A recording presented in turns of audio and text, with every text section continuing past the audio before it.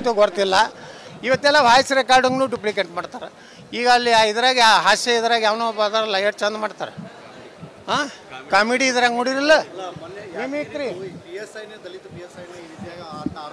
ಅವ್ರಿಗೆ ದಲಿತರು ಬೇಕಾಗಿಲ್ಲರಿ, ಹಿಂದೂಗಳೇ ಬೇಕಾಗಿಲ್ಲ, ಅವ್ರು ಬರೀ ಸಾಬ್ರೆ ಬೇಕಾಗಿಲ್ಲ. ಅವ್ರಿಗೆ ಸಾಬ್ರ ಸಲುವಾಗಿನೇ ಕಾಂಗ್ರೆಸ್ ಐತಿ, ಹಿಂದೂಗಳ ಸಲುವಾಗಿಲ್ಲ.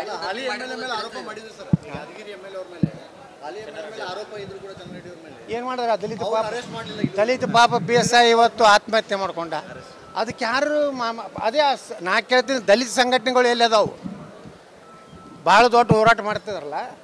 BJP ಬಂದ್ರೆ ಸಂವಿಧಾನ ಚೇಂಜ್ ಮಾಡ್ತೀನಿ ಅಂತ ಶಂಕ ಹೊಡಿತಾರಲ್ಲ.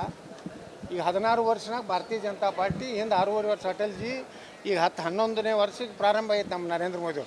ಯಾವ ಸಂವಿಧಾನ ಚೇಂಜ್ ಮಾಡಿವಪ್ಪ? ಮೀಸಲಾತಿ ಎಲ್ಲಿ ಕಡಿಮೆ ಮಾಡೀವಿ? ಪ್ರಮೋಷನ್ದಲ್ಲಿ ಮೀಸಲಾತಿ ಕೊಟ್ಟಾರೆ ಅಟಲ್ ಬಿಹಾರಿ ವಾಜಪೇಯಿ ಅವರು.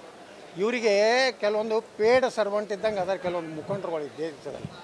ಅವರು ಅಲ್ಲಿ PTM ಇದ್ದಂಗೆ ರೊಕ್ಕ ಹಾಕ್ಕೊಂಡು ಮಾತಾಡ್ತಾವೆ. ಮತ್ತು ರೊಕ್ಕ ಕಡಿಮೆ ಆಯ್ತಂದ್ರೆ ಕಾಂಗ್ರೆಸ್ ವಿರುದ್ಧ ತೀವ್ರ ವಾಗ್ದಾಳಿ ಆಗ್ತಾರೆ. ಮತ್ತು ರಾತ್ರಿ ಬಂದು ಪೇಮೆಂಟ್ ಆಯ್ತು ಅಂದ್ಕೊಳ್ಳೇ ಆ ಹೋರಾಟ ಹಿಂತೆಗೆದುಕೊಳ್ಳಲಾಗಿದೆ. ಇಂಥ ಸಂಘಟನೆಗಳಿಂದ ದಲಿತರು ಉದ್ಧಾರ ಆಗೋದಿಲ್ಲ. ದಲಿತರು ಹೊಸ ಒಂದು ನಾಯಕತ್ವವನ್ನು ಅವರು ಇನ್ನು ಮೇಲೆ ಚಿಂತನೆ ಮಾಡಬೇಕು. ಅವ್ರು ಸರಿಯಾಗಿ ಬಾಬಾ ಸಾಹೇಬ್ ಅಂಬೇಡ್ಕರ್ ಜೀವನ ಚರಿತ್ರೆ ಓದಬೇಕು. ಅವ್ರು ಇಸ್ಲಾಂ ಬಗ್ಗೆ ಏನು ಹೇಳಿದ್ದಾರೆ ಅನ್ನೋಂಥದ್ದು ಓದಬೇಕು. ಭಾರತೀಯತೆ, ಭಾರತೀಯ ಸಂಸ್ಕೃತಿ ಬಗ್ಗೆ ಬಾಬಾ ಸಾಹೇಬ್ ಅಂಬೇಡ್ಕರ್ ವಿಚಾರ ಏನೋದು ಮೊದಲು ದಲಿತರು ಬುದ್ಧಿಜೀವಿಗಳ ತಿನ್ನೋದನ್ನು ಮೊದಲು ಓದಲಿ.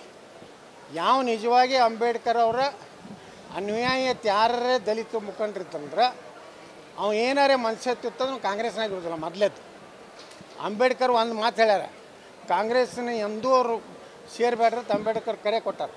ಅವರು ಭಾರತೀಯ ರಿಪಬ್ಲಿಕನ್ ಪಾರ್ಟಿ ಕಟ್ಟೋದು, ಕಾಂಗ್ರೆಸ್ನಿಂದ ಹೊರಗೆ ಬಂದರು. ಕಾಂಗ್ರೆಸ್ನವ್ರು 2 ಸಲ ಸೋಲ್ಸ್ಯಾರ ಇದ್ರಾಗ ಬಾಂದ್ರಾದಾಗ.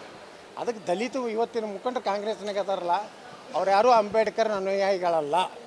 ಅವರೆಲ್ಲ ಕಮರ್ಷಿಯಲ್ ರೊಕ್ಕಕ್ಕೆ ಹೋದವರು.